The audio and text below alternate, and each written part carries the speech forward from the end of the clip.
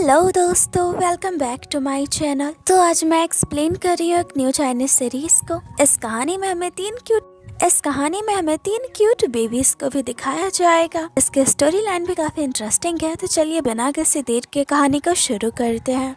कहानी की शुरुआत में हम अपनी फीमेल लीडर नैन्सी को देखते हैं। उसे ईमेल पे एक अननोन आदमी का मैसेज आता है। 6 सालों पहले उसके साथ जो भी बुरा हुआ वो उसका बदला नहीं लेना चाहती। यहाँ नैन्सी अपने साथ हुए 6 साल पहले वाले इंसिडेंट्स को याद करने लगती है। कहानी 6 सालों पहले आती है। नैन्सी ली फैमिली की बहू है और ये उसका हस्बैंड ली सी चैंग है, जो कि ली ग्रुप का CEO है। आज नैन्सी के हस्बैंड का बर्थडे होता है तो सब लोग सेलिब्रेट कर रहे होते हैं। यहाँ देखते हैं नैन्सी का एक क्यूट सा बेटा भी है जिसका नाम बॉडी होता है। नैन्सी बहुत ही खुश होती है। वो अपने हस्बैंड को बताने वाली है वो फिर से प्रेग्नेंट है, पर तभी यहाँ सी चैंग के ग्रैंडफादर की सीढ़ियों से गिरने से मौत हो जाती है। सब लोग बहुत दुखी होते हैं। पूरे घर में गम का माहौल होता है। वही नेक्स्ट डे नैन्सी की ग्रैंड मदर सी चैंग को एक वीडियो दिखा दिया। मैं नैन्सी किसी आदमी के साथ होती है। यहाँ वो सी चैंग को कह दिया, देख लिया तुम्हारी वाइफ का कैरेक्टर कैसा है। नैन्सी सी चैंग को कह दिया, तुम तो मुझ पे यकीन करो, ये सब झूठ है। पर सी चैंग की खामोशी ही उसका जवाब होता है। कोई भी नैन्सी का साथ नहीं देता। नैन्सी को उसके बेटे से दूर कर दिया जाता है। उसे घर से निकाल दिया जाता है। और ये नैन्सी के स्टेप सिस्टर शाओशी है और इसी ने वो फेक वीडियो नैन्सी की मदर इन लॉ को दिखाया था। यानी कि सारे फसाद की जड़ यही है। इसी ने नैन्सी के साथ ये सब कुछ करवाया होता है। और अब कहानी 6 सालों आगे आती है। यहाँ देखते हैं सी चैंग की फैशन कंपनी, जो कि एक वक्त पे बहुत अच्छे मकाम पे थी, आज डाउनफॉल पे है। कंपनी में अच्छे फैशन डिजाइनर्स ना होने के कारण उसकी कंपनी बहुत ही लॉस में चल रही है। यहाँ बोर्ड मेंबर्स सी चैंग को सलाह देते हैं, अगर वो अपनी कंपनी को बचाना चाहता है तो उसे अपने डिजाइनर्स की टीम को रिप्लेस कर देना चाहिए। और इधर हम नैन्सी को देखते हैं, जो कि इन 6 सालों में एक बहुत ही फेमस और टैलेंटेड फैशन डिजाइनर बन चुकी है। सी चैंग की कंपनी को जिस तरह के डिजाइनर्स की तलाश है, सारी क्वालिटीज नैन्सी में मौजूद होती है। यहाँ नैन्सी उस ईमेल का रिप्लाई कर दिया कि वो कुछ भी नहीं भूली है, अपना सब कुछ वापस लेने के लिए लौट रही है। इधर देखते हैं सी चैंग के मॉम की बर्थडे पार्टी चल रही होती है। तभी यहाँ नैन्सी हीरोइन वाली एंट्री लेती है। तब तो उसे देखकर शॉक थे। यहाँ मदर इन लॉ नैन्सी को कह दिया, मैं ब्रोड में मर क्यों नहीं गई, तुम वापस क्यों आई हो। और तभी यहाँ नैन्सी की नजर अपने बेटी बूडी पे पड़ती है, जो कि अब बड़ा हो चुका है। उसे देखकर इमोशनल हो जाती है। यहाँ मदर इन लॉ बूडी को अंदर भिजवा देती है। जारी नैन्सी अपने बेटे को ठीक से देख भी नहीं पाती। और अब वो मदर इन लॉ को कह दिया, मैं आपको बर्थडे प्रेजेंट देने आई हूँ। यहाँ वो कुछ पेपर्स को छाल कर चली जाती है। और यहाँ इन सबको पता चलता है सी चैंग और नैन्सी के 2 ट्यून बेबीज भी हैं। यानी कि सी चैंग और नैन्सी के टोटल 3 बच्चे हैं। इससे तो सब लोग हैरान होते हैं और मदर इन लॉ तो खुश होती है कि उनके 3 ग्रैंड चिल्ड्रन हैं। और यहाँ सबसे बड़ा शौक किसे लगता है, वो शाओशी होती है। आखिर उसने ही तो नैन्सी पे झूठे इल्जाम लगाकर उसे घर से बाहर निकलवाया था, ताकि खुद नैन्सी की जगह उसके घर में ले पाए। अब इधर सी चैंग नैन्सी से मिलता है, कहता है, तुम्हें वापस देखकर मैं बहुत ही खुश हूँ। नैन्सी कहती है, तो क्या अब तुम्हें मुझ पे शक नहीं है। सी चैंग कहता है, तुम्हारे जाने के बाद मैंने उस वीडियो को चेक करवाया था, वो फेक वीडियो था, मुझे माफ कर दो, मैंने उस वक्त तुम्हारा साथ नहीं दिया, पर अब तुम वापस लौट आओ। मैं हमारी फैमिली को यूनाइट करना चाहता हूँ। नैन्सी कहती है, तुमने सॉरी कहने में बहुत देर कर दिया, वैसे भी हमारा डिवोर्स हो चुका है, तुम्हारे पास वापस लौटने का तो कोई मतलब ही नहीं बनता। और तभी यहाँ पर बूडी आ जाता है। नैन्सी उसे देखते ही उसे गले लगा लेती है। बूडी कहता है, आंटी आप कौन है और आपको मेरा नाम कैसे पता। नैन्सी कहती है, मैं तुम्हारी मॉम हूँ। पर बूडी को उसके बातों पे यकीन नहीं होता। अब सी चैंग बूडी को कहता है, ये तुम्हारी रियल मॉम है। सी चैंग को कहता है, मेरे लिए नहीं तो कम से कम मैं हमारे बच्चों के लिए तो वापस लौटना चाहिए। और मेरे ग्रैंडपा वो तो तुमसे बहुत ही प्यार करते थे, हमेशा तुम्हारे केयर करते थे, उनकी कंपनी में तो तुम्हारा भी हिस्सा है। आज उनकी कंपनी डूब रही है, क्या तुम उनकी कंपनी को बचाना नहीं चाहोगी। जानती हो ग्रैंडपा ने बहुत मेहनत से इस कंपनी को बनाया था, इस कंपनी को तुम्हारी जरूरत है। तो नैन्सी कहती है, ठीक है, मैं इस बारे में सोचूंगी। अब देखते हैं नेक्स्ट डे नैन्सी ली ग्रुप आती है। तो यहाँ उसका सामना अपने स्टेप सिस्टर साउसी से होता है। नैन्सी की कंपनी में आते ही यहाँ सारे एम्प्लॉयज बात करने लगते हैं। ये CEO की एक्स वाइफ है और आज इसने कंपनी को ज्वाइन किया है। यहाँ नैन्सी ग्रैंडफादर को याद कर रही होती है क्योंकि ग्रैंडफादर ने हमेशा उसका साथ दिया होता है। शादी के बाद भी ग्रैंडफादर ने उसे अपने करियर में आगे बढ़ने के लिए मोटिवेट किया होता है। एक फैशन डिजाइनर बनने को, उसके सपने को पूरा करने में उन्होंने हमेशा नैन्सी की मदद की होती है।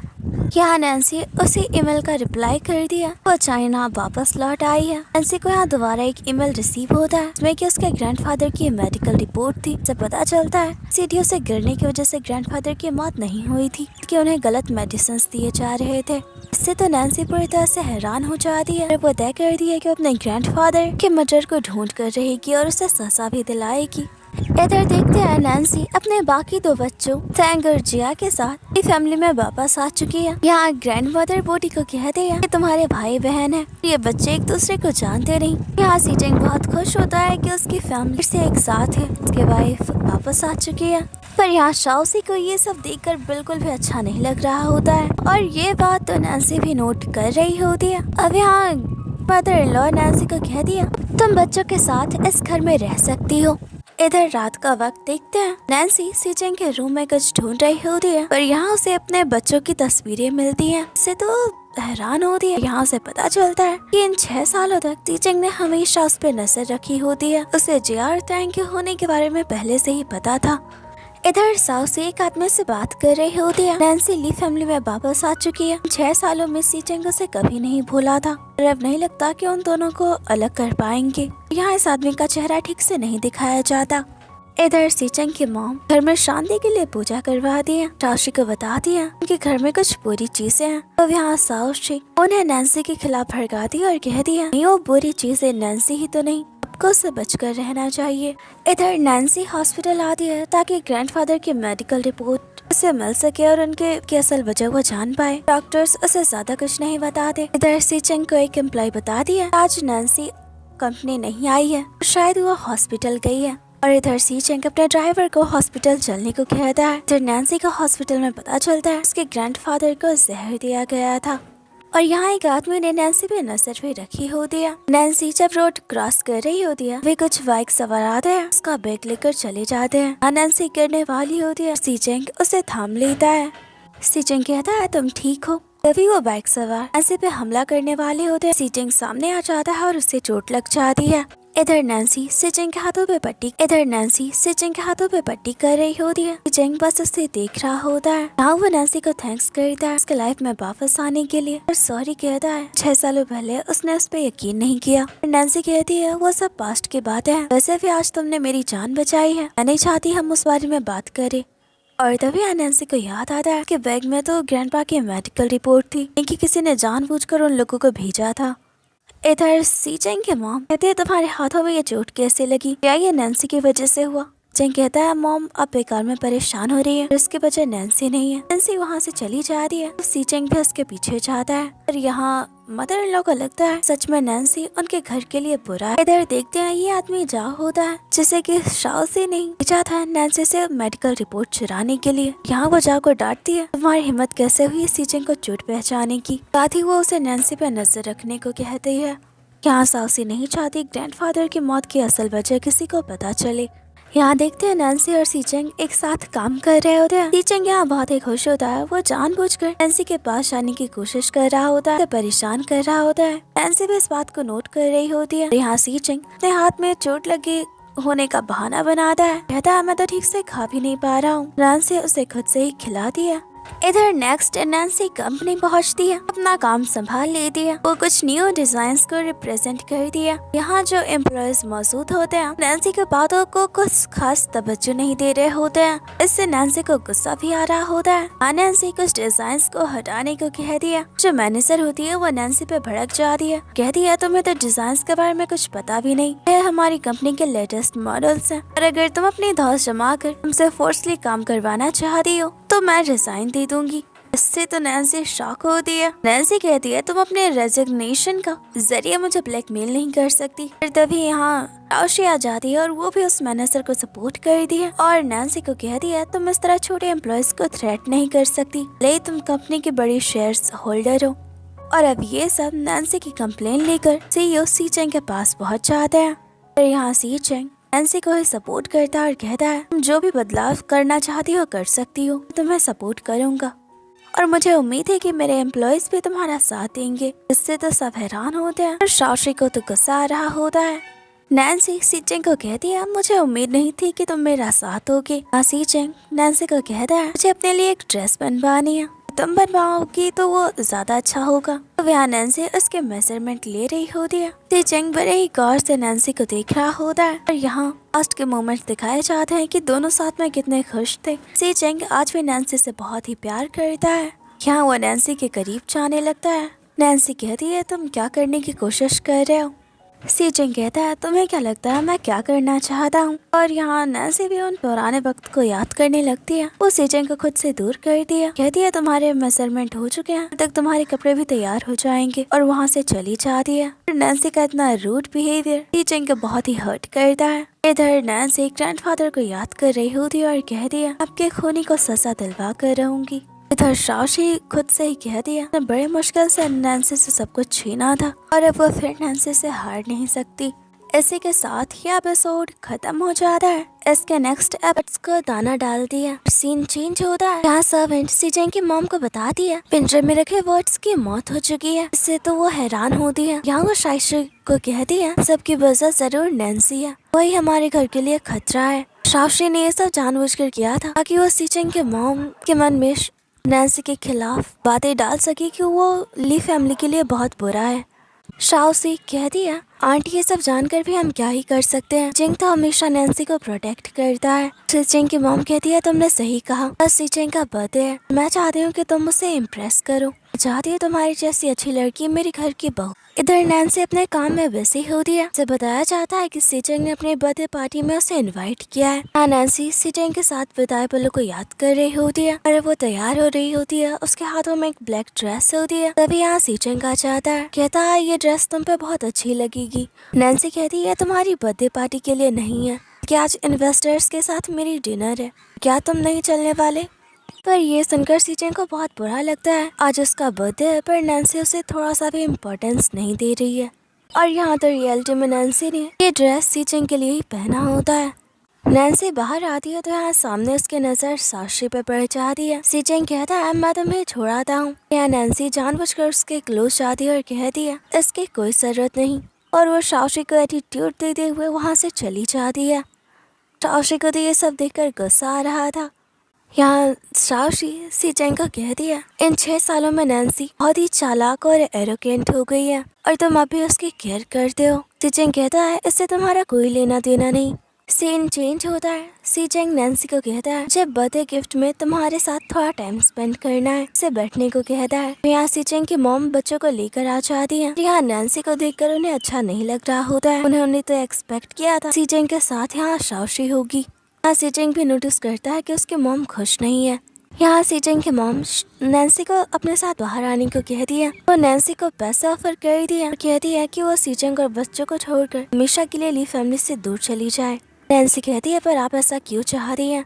तो सीचेंग की मॉम कहती है क्योंकि तुम हमारी फैमिली के लिए बहुत ही बुरी हो और तुम मेरे बेटे को मारना चाहती हो। और ये बातें सुनकर नैन्सी को बुरा लगता है। वो कहती है मैं ली फैमिली से चली जाऊंगी और मैं अपने तीनों बच्चों को अपने साथ लेकर जाऊंगी। और इस पे सीचेंग की मॉम भड़क जाती है, कहती है मैं तुम्हें बच्चों को कहीं लेकर जाने नहीं दूंगी। तब नैन्सी वहाँ से चली आती है। सीचेंग बच्चों के साथ एंजॉय कर रहा होता है। नैन्सी वो चेक टेबल पे रख देती है। बूढ़ी कहता है मॉम ये क्या है? नैन्सी कहती है ये तुम्हारी ग्रैंडमा का तोहफा है तुम्हारे लिए। चेक देखकर सीचेंग सारी बात समझ जाता है। यहाँ टैंग ग्रैंडमा को अंदर लेकर आता है। अब ये सब लोग साथ में डिनर करते हैं। सीन चेंज होता है। सीचेंग की मॉम सारी बात शाओशी को बताती है। शाओशी कहती है आपने देखा ना इन 6 सालों में नैन्सी कितनी चालाक और शेमलेस हो चुकी है। सीचेंग की मॉम कहती है अब तुम्हें कुछ करना होगा। शाओशी कहती है आप फिक्र मत कीजिए, मैं नैन्सी को ली फैमिली और कंपनी दोनों से बाहर निकलवा दूंगी। सीचेंग की मॉम कहती है तुम्हें हमारे घर की कितनी फिक्र है। इधर नैन्सी बच्चों के साथ बाहर बैठी होती है। बोडी और जैक कह रहे होते हैं मॉम हमें भूख लगी है। नैन्सी कहती है मैंने तुम लोगों के लिए खाना ऑर्डर कर दिया है। तभी यहाँ सीचेंग आ जाता है। बच्चों को कहता है देखो डैड तुम लोगों के लिए खाना लेकर आए हैं। यहाँ सारे बच्चे जोर जोर से सीचेंग को डैड कह रहे होते हैं। और अब यहाँ ये सब खाना खाते हैं। नैन्सी और सीचेंग टेंट लगा रहे होते हैं। बच्चे यहाँ खेल रहे होते हैं। सब लोग बहुत ही एंजॉय कर रहे होते हैं और अब नैन्सी बच्चों को कह दिया अपने डैड के साथ बड़े वाले टेंट में सोएंगे, छोटे वाले टेंट में वो खुद सोएगी। पर यहाँ तो बच्चे कुछ ज्यादा ही चालाक होते हैं। जिया कहती है मॉम अपने भाइयों के साथ बड़े वाले टेंट में सोऊंगी। तीनों बच्चे बड़े वाले टेंट में चले जाते हैं। अब यहाँ सीचेंग और नैन्सी के पास कोई ऑप्शन नहीं बचता, उन्हें छोटे वाले टेंट में ही रात बितानी पड़ेगी। सिचुएशन थोड़ी ऑकवर्ड हो जाती है। नैन्सी आसमान की तरफ देख रही होती है। सीचेंग भी उसके पास आ जाता है। वो नैन्सी की तरफ अपना हाथ बढ़ाता है पर हिम्मत नहीं कर पाता, वो बस उसे देख रहा होता है। इधर देखते हैं ये तीनों बच्चे कर अपने मॉम डैड को देखकर स्माइल कर रहे होते हैं। बॉडी कहता है मॉम डैड अब तक सोए क्यों नहीं। जिया कहती है मुझे क्या पता। टैंक कहता है हमें कुछ करना चाहिए। यहाँ ये तीनों बच्चे हाथों में फायरवर्क्स लेकर मॉम डैड के पास चले जाते हैं। यहाँ ये सब साथ में काफी वक्त बिताते हैं, एंजॉय करते हैं, सब बहुत ही खुश होते हैं। सीन चेंज होता है। शाशी अपने रूम में होती है तभी यहाँ पर जाओ आ जाता है। वो शाशी को फोर्स कर रहा होता है। यहाँ पता चलता है जाओ शाशी से प्यार करता है। सास से उससे रोकती है। यहाँ जाओ कहता है तुमसे सालों से प्यार करता आ रहा हूँ, तुम सिर्फ मेरा इस्तेमाल कर रही हो, तुम मेरे बारे में कभी नहीं सोचती। तो यहाँ सास से कहती है मैं सिर्फ तुमसे ही शादी करूंगी, पर तुम्हें मुझ पर भरोसा नहीं, तुम बहुत ही इम्पेशेंस हो। तो जाओ को इमोशनली ब्लैकमेल कर रही होती है। तो यहाँ जाओ से सॉरी कहता है। यहाँ से जिनको पता चलता है कि नैन्सी कंपनी से बाहर गई है रॉ मटेरियल्स लाने के लिए। तभी यहाँ शाशी आती है, कहती है तुम नैन्सी को क्यों ढूंढ रहे हो, ऐसे भी उसे कंपनी की कोई फिक्र नहीं है। सीचेंग कहता है ये पूरी कंपनी नैन्सी की है, तुम्हें इस बारे में बोलने का कोई हक नहीं। वैसे भी तुम 6 सालों से कंपनी में काम कर रही हो, हमारी वजह से भी कंपनी को कुछ फायदा नहीं हुआ है। पर ये सुनकर तो सासी को बहुत ही बुरा लगता है। देखते हैं सीचेंग सासी के कैरेक्टर से वाकिफ है। शाशी को कहता है हम कंपनी में हमें नहीं भूलना चाहिए कि तुम एक एम्प्लॉय हो और मैं कंपनी का CEO। इधर सीचेंग घर आता है तो दिखता है नैन्सी देर तक काम कर रही है, उसके लिए दूध का ग्लास रखता है, कहता है तुम्हें जल्दी आराम करना चाहिए और वहाँ से चला जाता है। यहाँ कुछ देर बाद नैन्सी की आंखें लग जाती है। सीचेंग उसे उठाकर रूम में लेकर आता है और लिटा देता है। वो नैन्सी को फॉरहेड पे किस करता है और कहता है काम के साथ तुम्हें अपना भी ख्याल रखना चाहिए। इधर सीचेंग सर्च कर रहा होता है कि औरतों को कैसे गिफ्ट पसंद होते हैं। यहाँ नैन्सी देखती है सीचेंग ने उसके लिए केक भिजवाया होता है तो वो उसे फेंक देती है। इधर सीचेंग को बताया जाता है नैन्सी ने उस केक को फेंकवा दिया। सीचेंग कहता है तक नैन्सी के केबिन में केक भिजवाती रहो जब तक कि वो खाना ले। यहाँ सीचेंग हर दिन नैन्सी के लिए केक भिजवा रहा होता है। नैन्सी उससे परेशान हो जाती है। इधर सीन चेंज होता है। इधर सीचेंग अपने मॉम से पूछता है बच्चे और नैन्सी कहाँ हैं। तो उसके मॉम बता रही है स्कूल में पेरेंट चाइल्ड सिंगिंग कॉन्टेस्ट है, नैन्सी बच्चों को लेकर वहीं गई है। मुझे नहीं लगता कि वो अच्छे से गा पाएगी, कि हमारी ली फैमिली की बेइज्जती करवाएगी। सीचेंग कहता है मॉम मैं भी वहीं जा रहा हूँ। इधर पेरेंट चाइल्ड सिंगिंग कंपटीशन की तरफ सीन शिफ्ट होता है। नैन्सी यहाँ बच्चों के साथ सिंगिंग की प्रैक्टिस कर रही होती है। फिर यहाँ एक आदमी आता है कि नैन्सी को कहता है क्या ये बच्चे आपके हैं। जिया का हाथ पकड़ता है और कहता है बच्चे बहुत ही क्यूट हैं, उनके साथ एड में काम करना चाहता हूँ। पर यहाँ टैंग और वुडी उस आदमी को मारने लगते हैं और कहते हैं मेरी बहन का हाथ छोड़ो। तो ये आदमी कहता है ये बच्चे तो बहुत ही वाइल्ड है। नैन्सी कहते है तुम्हारी हिम्मत कैसे हुई मेरे बच्चों के बारे में बुरा बोलने की, और अब को आदमी वहाँ से चला जाता है। और तभी पीछे से सीचेंग आवाज देता है। बच्चों को कहती है तुम्हारे डैड आ गया है। इधर सीन चेंज होता है। जाओ शाशी को कहता है मैं ली फैमिली और कंपनी को छोड़ देना चाहिए, अपनी लाइफ के बारे में सोचना चाहिए। और यहाँ शाशी कहती है 6 सालों में मैंने बहुत मेहनत की है कि कंपनी को हथिया सकूं, इतनी जल्दी हम हार नहीं मान सकते। यहाँ वो उसके कानों में कुछ कह रही है। इधर सीचेंग और नैन्सी जो के साथ कंपटीशन में पार्टिसिपेट करते हैं और ये लोग बहुत ही अच्छा परफॉर्म कर रहे होते हैं। लोग बात कर रहे होते हैं कि ये फैमिली कितनी अच्छी गा रही है। और यहाँ सीचेंग की फैमिली इस कॉन्टेस्ट को जीतती है, उन्हें अवार्ड दिया जाता है। और यहाँ सीचेंग बच्चों को जीतने की खुशी में वॉच से गिफ्ट करता है। सब बच्चे बहुत ही खुश होते हैं। सीन चेंज होता है। शाओशी घर पे आती है। वुडी कहता है आंट देखिए मेरी वॉच कैसी है, मुझे डैड ने दिया है। शाओशी कहती है तुम्हारी तो रही बहुत ही क्यूट है। यहाँ बच्चे खेल रहे होते हैं। इधर शाओशी सीचेंग की मॉम को एक आर्टिकल दिखा दिया। असल सीचेंग की पे इल्जाम लगा है उन्होंने बेकार मटेरियल्स का यूज किया है कपड़ों में, जिससे लोगों को एलर्जी हो गई है और उनकी कंपनी को भारी कंपनसेशन देना होगा। से तो सीचेंग की मॉम परेशान हो जाती है। और यहाँ शाओशी कहती है इन सब की वजह नैन्सी है। से तो सीचेंग की मॉम को और भी गुस्सा आ रहा होता है। इधर देखते हैं इधर देखते हैं सीचेंग की कंपनी में बहुत सारे लोग प्रोटेस्ट करते हुए आते हैं। वो सब नैन्सी की रेजिग्नेशन की मांग कर रहे होते हैं। सीचेंग नैन्सी के सपोर्ट में आता है और कहता है वो इस मामले की जांच करवाएगा, साथ ही जो विक्टिम्स हैं उनका वो अच्छे से इलाज करवाएगा और उन्हें कंपनसेशन भी देगा। वो इस मामले की अच्छे से जांच भी करवाएगा ताकि रियल कल्प्रिट को पकड़ा जा सके। यहाँ सीचेंग से सवाल पूछे जा रहे होते हैं, क्या उसकी कंपनी बनाने में टॉक्सिक मटेरियल का यूज कर दिया, ये तो लोगों को एलर्जी हुई है। इस पर नैन्सी जवाब दे दिया, आज तक लीग ग्रुप में ऐसा कभी कुछ नहीं हुआ, लोगों को उन्हें थोड़ा टाइम देना चाहिए अपनी सफाई देने के लिए। और यहाँ देखते हैं इन सब के पीछे राशि का हाथ होता है। इधर बोर्ड मेंबर्स की मीटिंग में भी सीचेंग पर सवाल उठाए जा रहे होते हैं और उसे नैन्सी को कंपनी से निकालने को भी कहा जा रहा था। सीचेंग कहता है नैन्सी को कंपनी के बाहर निकालने से सारा मामला ठीक हो जाएगा, इससे अच्छा है कि वो मामले की तह तक जाए, पता लगाए कि अप्रोक के खराब होने की वजह क्या है। पर यहाँ कोई भी मेंबर सीचेंग के बात से एग्री नहीं कर रहा होता कि उसे प्रेशराइज कर रहा होता है नैन्सी को जॉब से निकालने के लिए। यहाँ सीचेंग अपनी कंपनी के इतने बदनामी से बहुत ही फ्रस्ट्रेट हो जाता है। इधर शाओशी और जाओ मिस्टर निंग से मिलते हैं क्योंकि सीचेंग की कंपनी में वो मटेरियल सप्लाई करते हैं। इधर देखते हैं सीचेंग की खुद की सर्च लैब होती है, इसमें वो अपने कपड़ों में हुई गड़बड़ी को इन्वेस्टिगेट कर रहा होता है कि उसकी कंपनी के कपड़ों में टॉक्सिक मटेरियल्स कहाँ से आए। यहाँ देखते हैं वो नैन्सी की ग्रैंडफादर की मौत की असल वजह को भी पता लगा रहा था। इधर नैन्सी को उसी अननोन आदमी का ईमेल आता है, बताया जाता है कि उसके ग्रैंडफादर की मौत पॉइजन देने से हुई थी, ये बात कन्फर्म है। और तभी यहाँ शाशी को बताया जाता है कि मिस्टर निंग उनकी कंपनी के साथ कॉन्ट्रैक्ट टर्मिनेट करने वाले हैं। नैन्सी कहती है वो इस मामले को खुद ही हैंडल करेगी। इधर शाशी मिस्टर निंग को कह दिया नैन्सी बहुत ही ब्यूटीफुल है, उसके साथ जो भी करना चाहे कर सकते हैं, नैन्सी को यहाँ लाने की जिम्मेदारी उसकी होगी।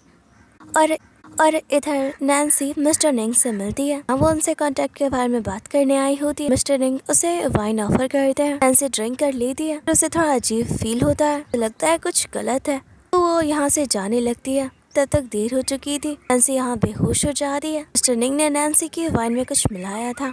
इधर सीचेंग को पता चलता है नैन्सी अब तक घर नहीं आई है, साथ ही मिस्टर निंग के साथ उसकी मीटिंग है। सीचेंग मिस्टर निंग के कैरेक्टर को अच्छे से जानता है, उसे नैन्सी की बहुत ही फिक्र होती है। नैन्सी का लोकेशन ट्रैक करता है, अपनी गाड़ी लेकर वो निकल जाता है। इधर मिस्टर निंग कैमरा ऑन करके यहाँ नैन्सी के साथ पूरा करने वाला होता है। सीचेंग पागलों की तरह नैन्सी को ढूंढ रहा होता है, वो दरवाजा तोड़कर अंदर आ जाता है। यहाँ निंग को नैन्सी से दूर करता है, कहता है तुम्हारी हिम्मत कैसे हुई मेरे वाइफ को टच करने की। सीचेंग को देख करके तो यहाँ निंग बहुत ही डर जाता है, बता देता है कि उसे ये सब करने के लिए शाओशी ने कहा था। इससे तो सीचेंग पूरी तरह से हैरान हो जाता है और वो निंग को कहता है तुम्हें पुलिस के सामने ये कबूल करना होगा। अब वो नैन्सी को संभालता है और उसे घर लेकर आता है, तो नैन्सी को सोने को कहता है। या नैन्सी बहुत ही ड्रिंक होती है, सीचेंग को जाने से रोकती है। सीचेंग नैन्सी को कहता है तुम बहुत ही ड्रंक हो, हम कल सुबह बात करेंगे। या नैन्सी उसे गेस कर दिया। सीचेंग भी खुद को नहीं रुक पाता और ये दोनों साथ में नाइट स्पेंड करते हैं। नेक्स्ट मॉर्निंग का सीन दिखाया जाता है। नैन्सी की आंखें खुलती है, कल रात की सारी बात याद आती है, उठकर जाने लगती है, पर सीचेंग उसे रोकता और कहता है तुम्हें कुछ देर और सोना चाहिए, तुम इतनी केयरलेस कैसे हो सकती हो। वो नैन्सी को डांटता है और इसी के साथ सारे लोग खाने की टेबल पे बैठे होते हैं। लूसिन नैन्सी को हनी कह रहा होता है, तो नैन्सी उसे ऐसा कहने से रोक रही होती है। लूसिन कहता है क्या तुम भूल गई कल रात हमारे बीच क्या हुआ था, तुम्हें इसकी जिम्मेदारी तो लेनी होगी। नैन्सी लूसिन को कह दिया मैं अभी भी लीगली तुम्हारी वाइफ हूँ, हस्बैंड वाइफ के बीच ये नॉर्मल होता है, तो तुम मुझे जिम्मेदारी लेने को नहीं कह सकते। लूसिन तो बस इतने में ही खुश होता है। नैन्सी अभी उसे अपनी वाइफ मान रही है। इधर लूसिन की मॉम भी ये बात नोट कर रही होती है। लूसिन और नैन्सी दोबारा एक साथ आ चुके हैं और उन्हें इनसे अच्छा नहीं लग रहा होता है। इधर देखते हैं लीना सारे सबूत मिटाकर वहाँ से भाग रही होती है। यहाँ लूसिन और नैन्सी भी उन दोनों का पीछा कर रहे होते हैं, पर वो लीना को नहीं पकड़ पाते। इधर नैन्सी तीनों बच्चों को लेकर लूसिन के मॉम के पास आती है। यहाँ बच्चों को कहती है कि तुम लोग ग्रैंड माँ के साथ खेलो, मैं कुछ काम से बाहर जा रही हूँ। पहले तो यहाँ लूसिन के मॉम को नैन्सी पे गुस्सा आता है, बच्चों को अकेले छोड़कर जा रही है। और यहाँ वो खुश होती है कि उन्हें बच्चों के साथ और भी ज्यादा टाइम स्पेंड करने को मिलेगा। अपना गेम छोड़कर बच्चों के साथ खेलने लगती है। इधर लूसिन और नैन्सी विक्टिम्स से मिलते हैं, उन्हें कंपनसेशन देते हैं, साथ ही उन्हें यकीन दिलाते हैं मुस्लिम मुस्लिम को सजा भी दिल पाएंगे। इधर देखते हैं ये तीनों बच्चे अपनी ग्रैंड माँ के साथ खेल रहे होते हैं, सब बहुत ही खुश होते हैं। इधर लूसिन नैन्सी को कहता है क्या तुम कुछ लेना चाहोगी। नैन्सी कहती है नहीं। अब लूसिन खुद ही किचन में जाता है। वो वाइन शेक कर रहा होता है। नैन्सी की नजर उस पे जाती है। उसे बड़े ही गौर से देख रही होती है। खुद से ही कहती है कहीं मैं इससे दोबारा प्यार न करने लगूं। अब लूसिन नैन्सी के सामने आकर बैठ जाता है। यहाँ वो नैन्सी को एक नेकलेस पहनाता है जिसमें उनकी एंगेजमेंट रिंग भी होती है। यहाँ वो नैन्सी को कहता है कि वो दोबारा उसके साथ रहना चाहता है, पर नैन्सी यहाँ लूसिन को कोई जवाब नहीं देती। इधर देखते ये दोनों अपने काम में बहुत ही बिजी होते हैं। इधर ग्रैंडमा भी अपने बच्चों के साथ खेल रही होती है, बहुत ही एंजॉय कर रही थी। इधर देखते हैं न्यू ड्रेस कलेक्शंस आई होती हैं जो कि बहुत ही खूबसूरत होती है। लूसिन नैन्सी को ड्रेस ट्राई करने को कहता है। वह नैन्सी बहुत ही ब्यूटीफुल दिख रही होती है। तब ये दोनों साथ में डांस कर रहे होते हैं। ये देखते हैं ये सब तो लूसिन की इमेजिनेशन होती है। नैन्सी कहती है तुम क्या देख रहे हो, क्या ये ड्रेस अच्छी नहीं है। लूसिन कहता है ये बहुत अच्छा है।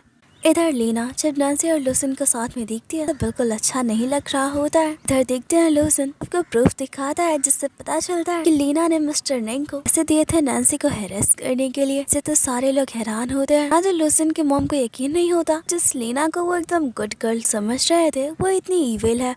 वो अपनी इतने इंसल्ट के बाद तो लीना बहुत ही गुस्से में होती है। यहाँ वो लूसिन के ऑफिस पहुँचती है तो उसे लूसिन के सीक्रेट लैब के बारे में पता चल जाता है। यहाँ वो देखती है कि लूसिन को शक है उस पे, उसने ही ग्रैंडपा को मारा था। लूसिन उसके खिलाफ यहाँ प्रूफ्स भी इकट्ठा कर रहा है। ये सब देखकर तो लीना और भी गुस्सा हो जाती है और यहाँ कहती है लूसिन मैंने तुमसे बहुत ही प्यार किया पर तुम मेरे साथ ये कर रहे हो, इसका बदला तो मैं लेकर रहूंगी। इधर लूसिन की मॉम कुक कर रही होती है तो नैन्सी कहती है मैं आपकी हेल्प करती हूँ। लूसिन की मॉम कहती है मगर लूसिन सारा वक्त ऑफिस में रहते हो, तुम दोनों को कुछ वक्त बच्चों के साथ भी टाइम स्पेंड करना चाहिए। यहाँ लूसिन और नैन्सी बच्चों के साथ टाइम स्पेंड कर रहे होते हैं। सब लोग बहुत ही इंजॉय कर रहे होते हैं, खेल रहे होते हैं। इधर लीना ताऊ के कानों में कुछ कहती है।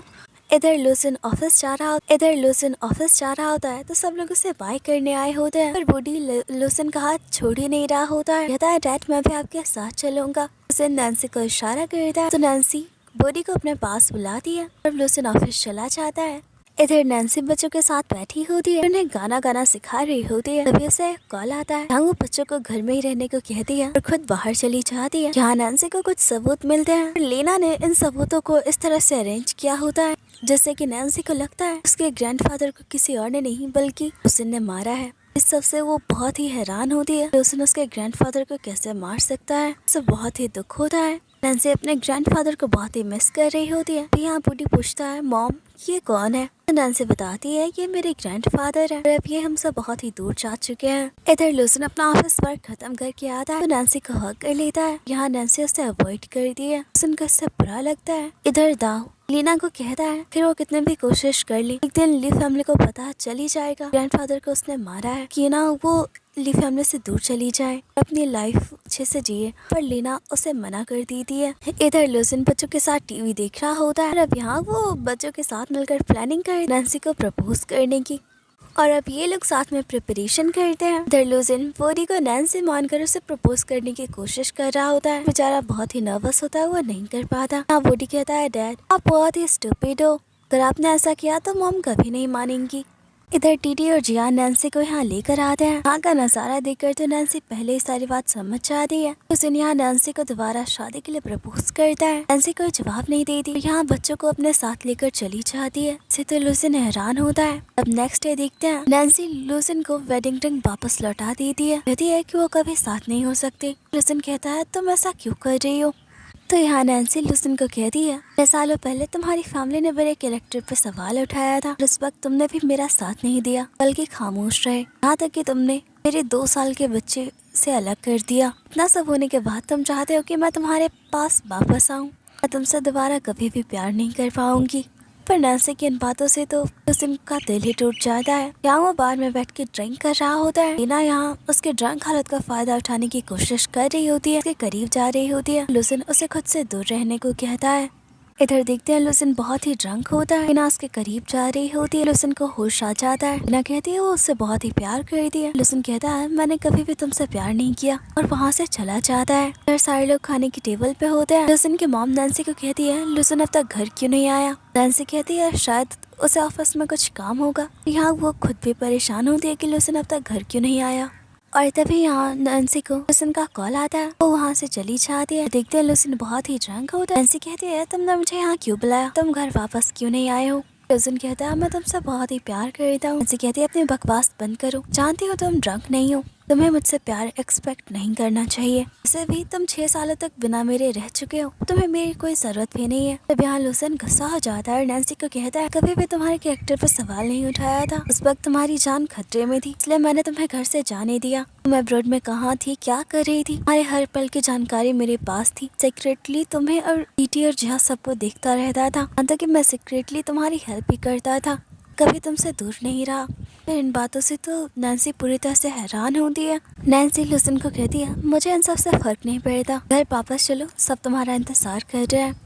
पर यहाँ लूसिन को बहुत ही दुख होता है। नेक्स्ट डे देखते हैं लीना ने जो ड्रेस कलेक्शन सेलेक्ट किए होते हैं नैन्सी उन्हें चेंज करने को कह रही है। फिर इससे तो लीना को गुस्सा आता है। लूसिन को कहती है कि नैन्सी बस उससे इंसल्ट करना चाहती है। यहाँ नैन्सी लीना को कहती है काफी वक्त से कंपनी में काम कर रही हो और तुम्हारे काम से कंपनी को कुछ फायदा भी नहीं हुआ है और अब ये मेरी जिम्मेदारी है कि कंपनी की ब्रांडिंग अच्छी से हो। यहाँ लूसिन नैन्सी को कहता है तुम जो भी चाहो वो सेलेक्ट कर सकती हो। ये देखकर तो लीना को बहुत ही गुस्सा आ रहा होता है। जब से नैन्सी कंपनी में आई है उसकी कोई रिस्पेक्ट नहीं होती है, लूसिन भी उसकी कोई बात नहीं मानता। यहाँ वो अपनी मर्जी से अपना काम भी नहीं कर पा रही है। वो नैन्सी को कहती है तुम्हारी आने की वजह से मेरी लाइफ बर्बाद हो चुकी है। नैन्सी को थप्पड़ मारने वाली होती है। लूसिन उसका हाथ पकड़ लेता है, वहाँ से नैन्सी को लेकर चला जाता है। यहाँ लूसिन नैन्सी को कहता है उसे लीना से उलझने की कोई जरूरत नहीं, खुद ही सब कुछ हैंडल कर लेगा। तभी यहाँ एक एम्प्लॉय आकर बताती कपड़ों में एलर्जी वाला मामला बहुत ज्यादा बढ़ चुका है, इस वजह से उनके स्टॉक प्राइस भी नीचे गिर रही है। इससे तो ये दोनों परेशान हो जाते हैं।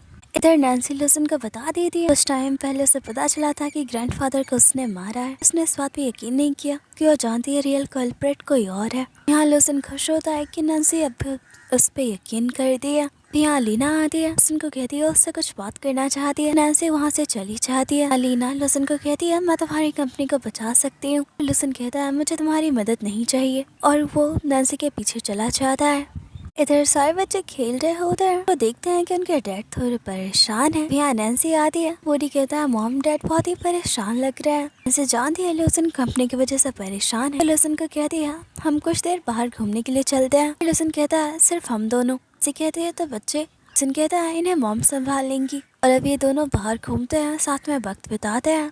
इधर नेक्स्ट डे कंपनी में देखते हैं लीना कंपनी के बाकी शेयर होल्डर्स के साथ मिलकर कंपनी को हथियाने की कोशिश कर रही होती है। कंपनी के मेजर शेयर होल्डर नैन्सी होती है और उसके बाद लूसिन ज्यादा शेयर्स होने के बावजूद होने की वजह से वो लीना को रोक देते हैं। आज जो कुछ हुआ उससे लीना बहुत ही दुखी होती है। दाऊ से संभालता है, सीन चेंज होता है, लूसिन के हाथों पे चोट लगी होती है। नैन्सी लूसिन को कहती है तुम्हें अपना ध्यान रखना चाहिए और यहाँ वो लूसिन को कहती है तुमने सच में मुझसे हमेशा प्यार किया है। लूसिन उसे फॉरहेड पे किस करता है। इधर दाऊ लीना को कहता है तुम्हें हमेशा के लिए अब्रॉड लेकर जा रहा हूँ, नहीं चाहता कि तुम यहाँ अपने जिंदगी बर्बाद करो। लीना कहती है मैं तुम्हारे साथ चलने के लिए तैयार हूँ, आखिरी बार तुम्हें मेरा साथ देना होगा।